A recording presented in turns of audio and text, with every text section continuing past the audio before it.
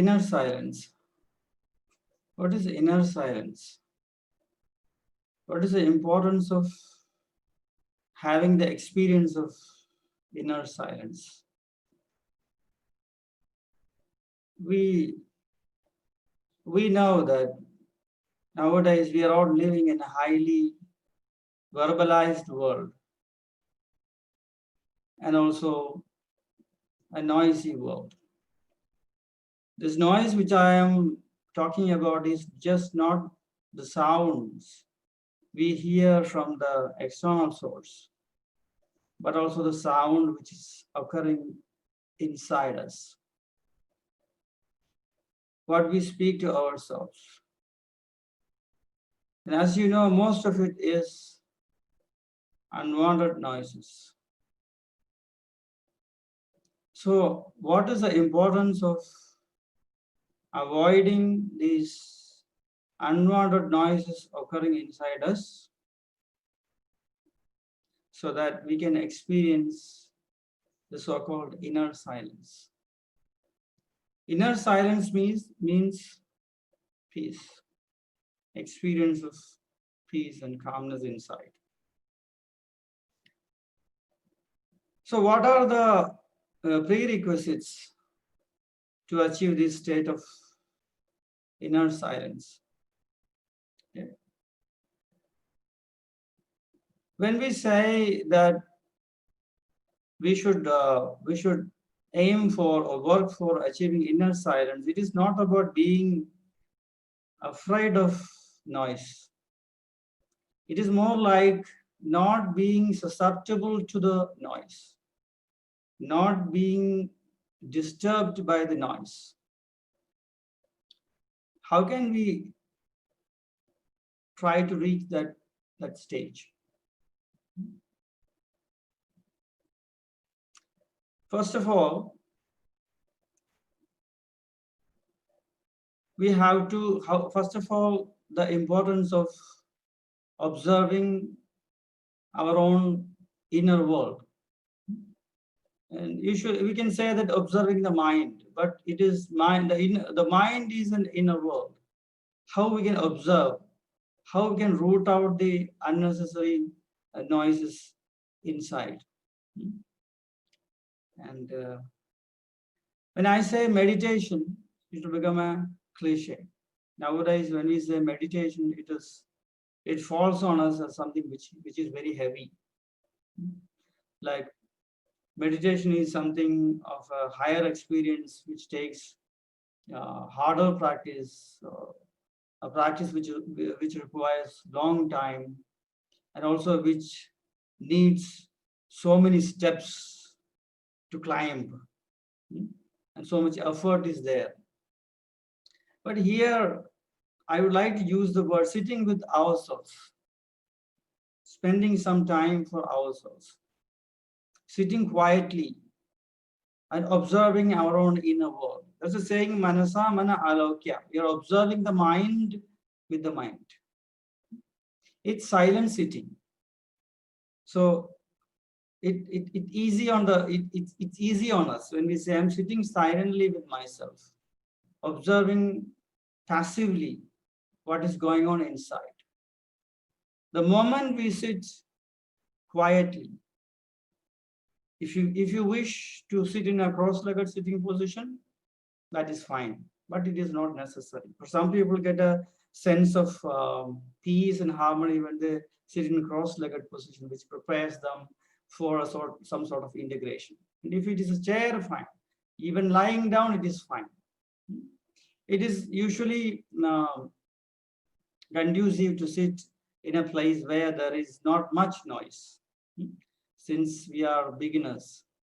And sitting there, we are observing ourselves. We are observing the incoming thoughts occurring inside. It should be a passive awareness. We should not get caught in those thoughts. Though there will be, when we observe, we can say there is an onrush of many thoughts and opinions. Sometimes we are talking, many people are talking from here and there, how to do, what to do. what it should have been done. And while we observe, the one important thing is the passive nature of observation. Many times we will get active. These thoughts are energy, and these thoughts create emotions and feelings. Emotions of anger, emotions of resentment, emotions of, revenge, sort of. Also, some thoughts can cause feelings of peace too, not always negative feelings. But usually, what props up, what shows, what first shows is those negative feelings, the hurt, the wounds. The thoughts occur so that there can be, we can find a cure for those wounds which are not healed. And the passive observation, and we are not going to take any decision there, and this passive, no solutions need to be found, just passive awareness.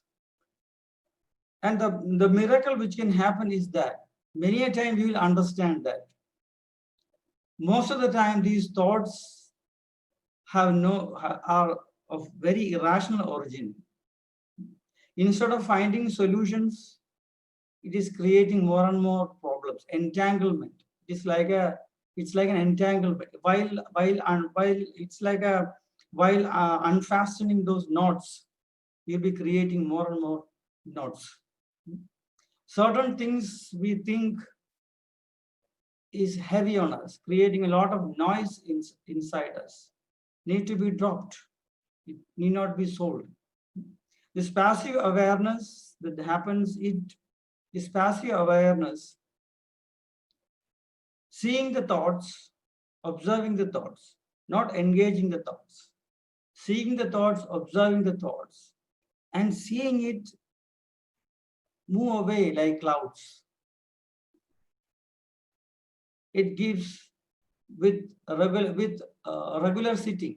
I wouldn't say practice, that is heavy. With regular sitting, we feel that we are start experiencing that inner silence. While saying this, I would like to add one more point. That is, our senses are like receptors.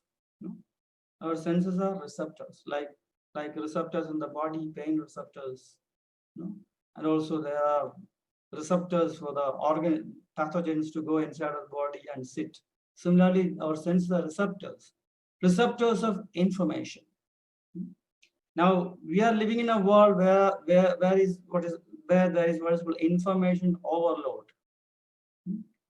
It is really an overload that which we cannot take. We are into everything.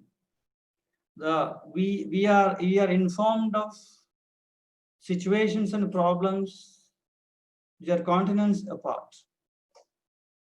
I am not saying that we should shut off ourselves from the world, the happenings in the world. Yes, the world has become small, and we are world citizens now. But still, when especially the greatest miracle which we can see in the human civilization existence is the sense of justice. Sense of justice.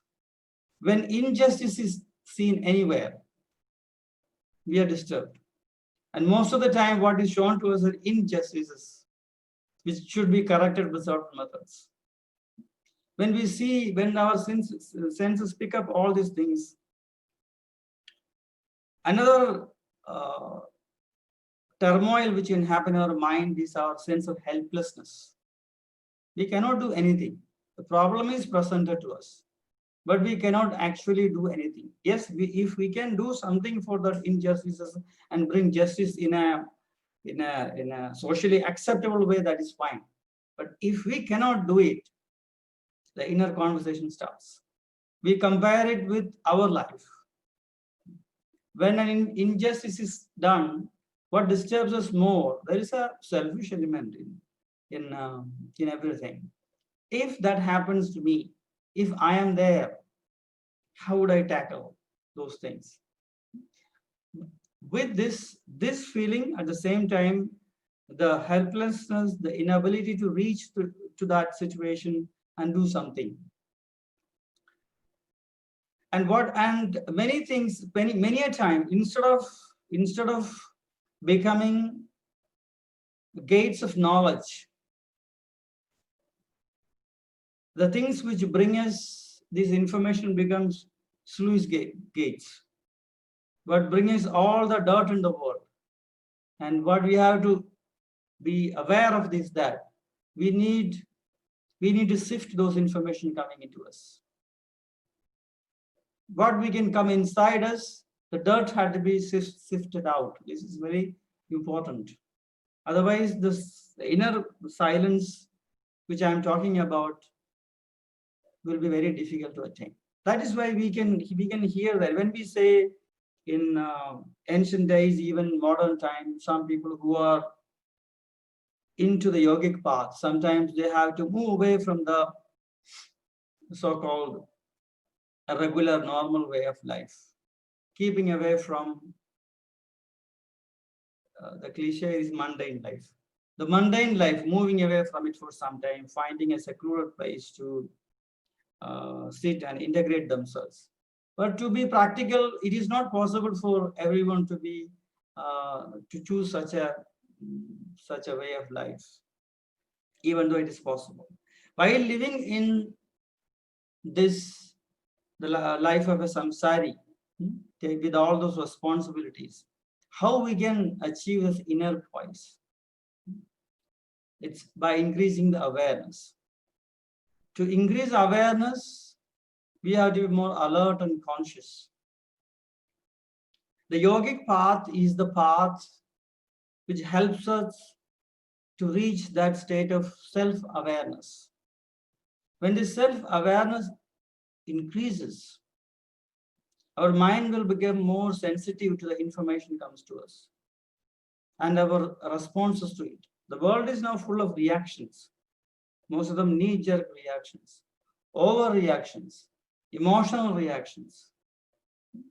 That is complicating matters, which is taking us away from this inner silence. Also, it is said that when during Buddha's time, it was many people who go to him, sit by his side. Just by sitting and observing that calm face induces a sense of calmness in those people. Similarly, when we see faces of anguish, faces of anger, faces of resentment and irritation, whether you admit or not, some of us seeps into us. This has to be, I'm not talking about hating people or disliking people. It is not possible, it is not desirable also. Yoga sees human beings as one, whatever is the nature of that person. Trying to see. So when this inner silence is achieved, what happens is we'll reach a state of vairatyaga.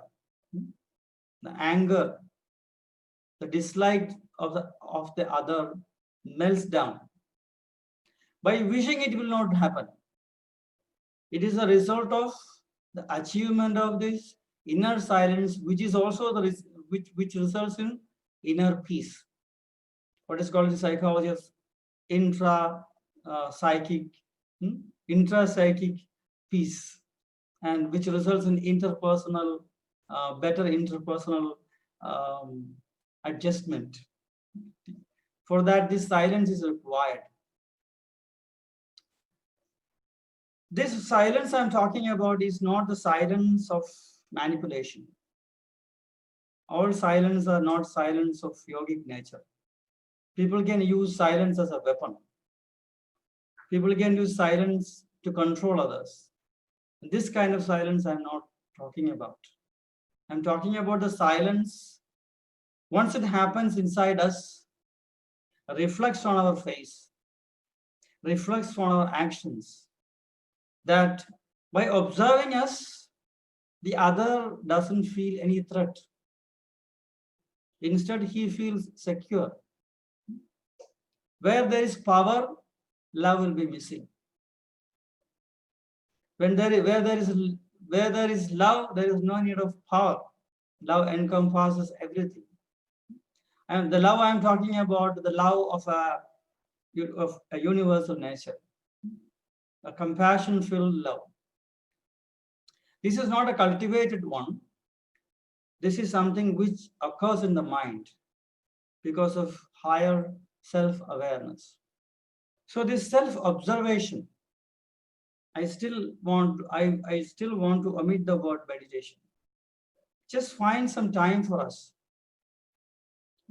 In the name of relaxation, in the name of recreation, we do many things which instead of giving actual relaxation is complicated, which becomes thrill.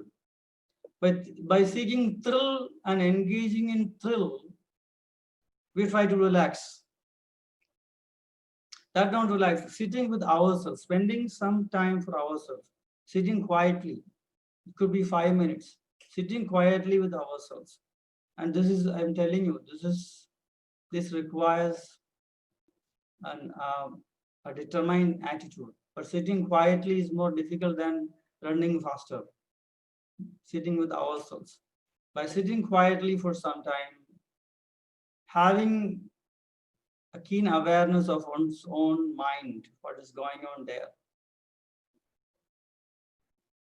and accepting what is acceptable and rejecting what needs to be rejected. This practice goes on, then this inner silence happens. This inner silence is for its own sake. It is not power. It is not an achievement. It is a state which is the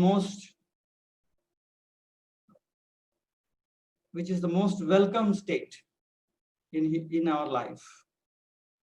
This is the inner silence I am talking about. This inner silence also requires an attitude of contentment. We are living in a world of aims, goals, achievements, which is needed, but sometimes we overdo these things. There should come there must come a time when we say when we should feel that this is it.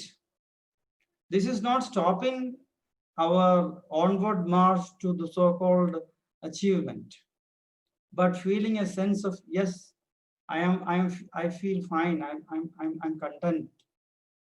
The inner satisfaction. This inner satisfaction, this inner silence, and self-awareness, and the ability to be peaceful with the other. These are the yogic aims we need to strive to reach. When we say a higher state of consciousness or a higher state of awareness, it is not something which is not of a magical nature. It is not an impractical state. It's a very practical state if you look at it through simple eyes. So this is the inner silence I am talking about. When there is absolute sense of calm, the experience of deep peace. So I'd like to go back to what I was saying about the noise. The noise from outside. When the inner noises are contained, or the inner noises are understood. How? Through observation and analysis and choosing which one is conducive for our harmonious state of mind or not. And the willingness to give up those that are disturbing to our self. This is the way we have to experience this inner silence. Once this inner silence happens, the noises from outside will become insignificant. This is not running away from a verbalized, noisy world. It is living in this world, engaging it at the same time, not getting disturbed by the cacophony, the roars of anger, the roars of resentment, convoluted expressions of dissatisfaction. It is remaining calm in a chaotic world and contributing through our actions and also our own expressions. The situation is turned into something which is enjoyable and tolerable. Thank you.